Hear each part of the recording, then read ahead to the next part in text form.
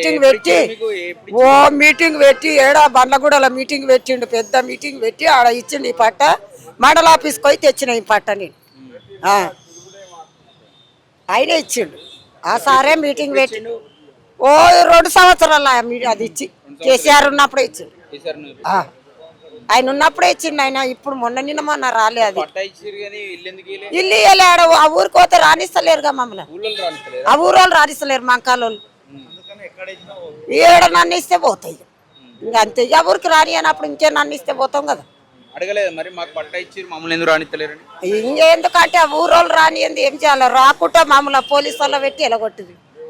ఇండ్లకు ప్లాక్ వేసుకుండ్రు, తాళాలు వేసుకుంటారు. ఏం చెప్తావు? ఇక రేవంత్ రెడ్డికి ఏం చెప్తాం? మాకు ఇల్లు నన్ను ఇస్తే పోతా అంతే, అంతే కదా. పాత బస్సులు ఏడు ఉంటారు మీరు? కృష్ణారెడ్డి నగర్. ఎన్ని రోజుల నుంచి ఉంటారు? 30 ఏళ్ళు బిడ్డ. నేను వచ్చి 15 రూపాయల కూలి అప్పుడు వచ్చిన.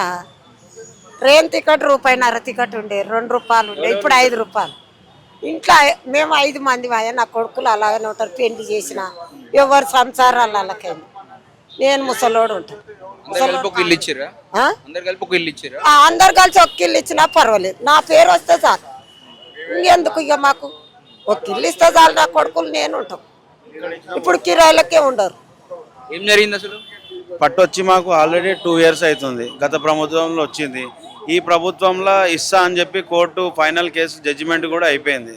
ఇప్పుడు కలెక్టర్ సార్కి ఒకటే వినయం చేస్తున్నా, ఎక్కడ ఇచ్చినా ఓకే, ఆ విలేజ్ కాకుండా ఎక్కడ ఇచ్చినా తీసుకుంటాం మేము. ఎందుకు అబ్జెక్షన్ చేస్తారు ఆ విలేజ్ వాళ్ళు? ఆ విలేజ్ వాళ్ళు వచ్చేసి అక్కడ మొత్తం ముస్లిం క్యాండిడేట్స్ ఎక్కువ ఉండడం వల్ల వద్దు అని చెప్పి అబ్జెక్షన్ చేస్తారు. 80% ముస్లిం, 20 తెలుగు వాళ్ళు ఉండేసరికి వాళ్ళు వద్దు, మా వాళ్ళు ఇక్కడ వాళ్ళకి ఇవ్వాలి కానీ ఎక్కడ వాళ్ళని తెచ్చి ఇక్కడ పెట్టొద్దు అని అన్నారు. అందుకని అది కోర్టు కేసు అయింది, ఫైనల్కి వచ్చింది జడ్జిమెంట్. హైకోర్టులో క్లియర్ అయిపోయింది పోయిన నెల. ఇవి ఇప్పుడు కలెక్టర్ గారికి ఒకటే విజ్ఞప్తి మాది, అక్కడ ఇస్తాండి అక్కడ ఏమను, వేరే సైడ్ ఇస్తే వేరే సైడ్ ఏమను, ఎక్కడైనా ఓకే మాకు, కానీ ఇల్లు కోర్టు కలెక్టర్ గారి ఆదేశాల మీదకి హ్యాండ్ ఓవర్ చేసారు. ఇక మీరు డిసైడ్ చేసి చెయ్యండి అని చెప్పి. ఈ జిల్లా రంగారెడ్డి లకడీ కపుల్ వస్తుంది అక్కడ నుంచి. ఇప్పుడు మేము కలెక్టర్ గారికి ఒకటే చెప్తున్నాము, ఈ మా ఇల్లు అనేది ఎక్కడ ఇస్తారో అక్కడ ఇవ్వండి, తీసుకుంటాం అంతే. Thank you. ఈ ఎస్టీ ఆదివాసీ కులాలలో అత్యంత వెనుకబడిన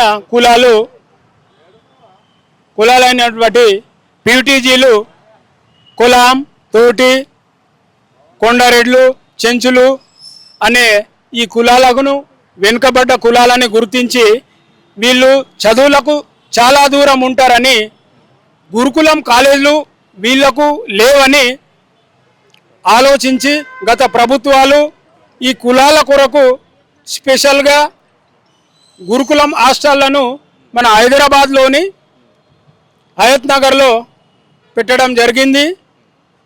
అదే ఇప్పుడు ఆ కాలేజీను నాగర్ కర్నూలులోని అచ్చంపేటకు తరలించాలని ఇప్పటి ప్రభుత్వం ఆలోచన చేస్తుంది. మళ్ళీ ఈ రాజకీయ నాయకులు కూడా కుట్రలు చేస్తున్నారు. మన నాగర్ కర్నూలు జిల్లా నుంచి ఎమ్మెల్యేలు కానీ జెడ్పీటీసీలు కానీ ఇప్పుడున్న గురుకులం సెక్రటరీ మేడం గారికి లెటర్లు రాసి ఇప్పుడు అక్కడికి తరలించాలనే ప్రయత్నాలు జరుగుతున్నాయి. ఇప్పుడున్న కాలేజీలో అత్యంత వెనుకబడిన ఆదిలాబాద్ జిల్లాకు సంబంధించినటువంటి మా విద్యార్థులు 90% ఇక్కడనే చదువుకుంటున్నారు. ఇప్పుడు ఈ కాలేజీని నాగర్ కర్నూలుకు లోని అచ్చంపేటకు తరలిస్తే ఒక్క పిల్లడు కూడా అక్కడికి వెళ్ళాడు. ఎందుకంటే అది అడవి ప్రాంతము. మళ్ళీ ఇక్కడ నుంచి హైదరాబాద్కు వచ్చుడే పెద్ద. మళ్ళీ హైదరాబాద్ నుంచి 150 కిలోమీటర్లు వెళ్ళాలంటే మా పిల్లలు ఇష్టపడరు.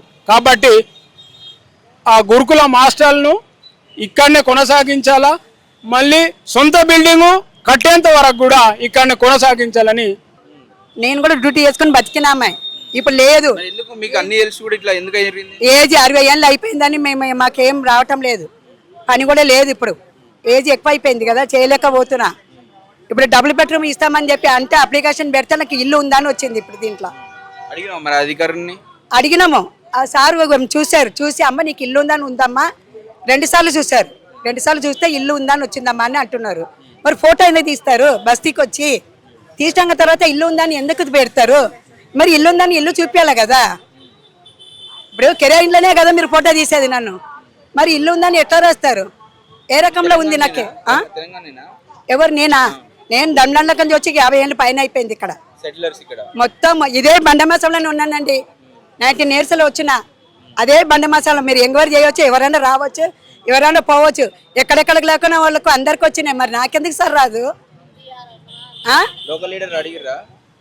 లోకల్ లీడర్ని ఎవరిని అడగాలి సార్? ఎవరు అడిగినాక అమ్మ అప్లికేషన్ పెట్టండి. ముట్టగోపాల్. అడిగినావు మరి ఒకసారి నువ్వు వేయించు. నేను అడగలేదు వాళ్ళని, నేను ఏం అడగలేదు. ఏం చెప్తావు అమ్మ మరి? ఏం చెప్పాలి సార్ చెప్పండి, నాకు ఇల్లు ఇప్పండి అంతే.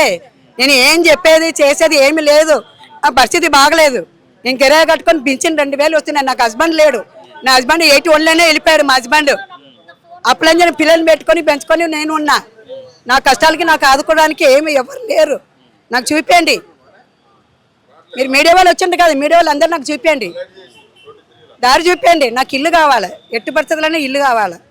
నేను అదే అడుగుతాను. నేను వేరే మిమ్మల్ని ప్రజావాణికి వేయించినావు, ఏమన్నారు లోపట? వాళ్ళే అన్నారు ఇల్లు వచ్చిందమ్మా నువ్వు వచ్చిందమ్మా అని అన్నారు. ఎవరిని కలిసినావు లోపట? పేరు అయితే తెలియదు. సార్ని కలిసినాము. చిన్నారెడ్డి సార్ ఉండా? ఏమో పేరు తెలియదు. అక్కడే మేము ఆయన చూసి 2 సార్లు చూసిండు. ఆయన మరీ చూసిండు. మరి చూసి ఐడికి వస్తే ఏమన్నా ఉపయోగం జరుగుతుంది. ఇదే ఫస్ట్ టైం వచ్చినాం, ఐడియా లేదు మాకు కూడా. ఇదే ఫస్ట్ టైం ఇక్కడికి వచ్చింది. ఇదే ఫస్ట్ టైం. ఏదన్నా మనకు ఆధారం దొరుకుతుందో ఏమో అని ఇక్కడికి వచ్చే వరకు సరే తిరిగి అంటే తిరిగిలో సెకండ్లో అయిపోయినాక ఫస్ట్లో అయిపోయినాక తిరిగిలో వస్తుంది కదా. అట్లా నేను ఆశపడ్డా. ఈ మొత్తానికి ఇల్లు ఉందని వచ్చిందని అంటే నాకు బాధ కనిపించదా?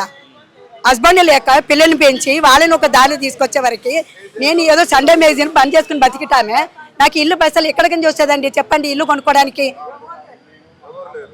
చెప్పండి. ఇల్లు కావాలంటే నీ ఇల్లు ఉంటే నీ దగ్గరికి ఎందుకు వస్తాను నేను? నాకు అవసరమే లేదు. కుర్చీలో వండుకొని లేస్తాయి. కుర్చీ దొరికినా చాలు. నా పరిస్థితి అట్లా ఉంది. ఇప్పుడు నా పింఛన్ వస్తే 2000 పెట్టి ఒంటరి మహిళ. మీరు చూడండి, మా అమ్మ ఉండే నా ఎంబడ. ఇక మా అమ్మ కూడా చనిపోయింది. అమ్మ ఉండే రేషన్ కార్డు కూడా చూసుకోండి. అబద్ధం చెప్పాల్సిన అవసరం లేదండి. నేను ఇప్పుడు నేను ఒంటరి మహిళ, ఒక్కతే ఉంటున్నా. రూమ్లో కూడా ఒక్కతే ఉంటున్నాను నేను. లేదు పక్క ఇంటాం తోడొచ్చింది. అసలు మేము అబద్ధం ఎందుకు సార్ చెప్పాలా? ఎందుకు చెప్పాలి చెప్పండి? ఆలోచించండి. నా పరిస్థితి కూడా చెప్పండి. మీడియా వాళ్ళు వచ్చిండ్రు ఇప్పుడు. నేనైతే మిమ్మల్ని పిలవలేదు. మీరు నాకు ఏదైనా దారి చూపించండి. అందరూ నాకు దారి చూపించాలి. మీరు నెంబర్లు ఇవ్వండి. తర్వాత మిమ్మల్ని పిలిచి మేము మాట్లాడతాము, అడుగుతాము కూడా. చెప్పండి సమస్య ఏందో చెప్పండి. జనాలు మస్తు సమస్యనే ఉంది సార్. మాకు చెప్పలేకున్న సమస్యలైనా ఉన్నాయి సార్. మరి ఇక్కడికి వచ్చారు కదా, నమ్మకం ఉందా న్యాయం జరుగుతుందని? ఏం ఇల్లు ఉందని చెప్పినాక ఏడ్చుండి కళ్ళకి నీళ్ళు వస్తాయి. మీరు కనబడతలేదు సార్. నేను ఏడ్చుకుంటేనే మాట్లాడుతున్నాను. కంప్లైంట్ ఇచ్చినావు కదా, ఏమన్నా న్యాయం జరుగుతుంది అనుకుంటున్నావా? ఏం అంటే మీరు ఎవరు ఫోటో తీస్తారో వాళ్ళు ఫోన్ చేయండి అమ్మా.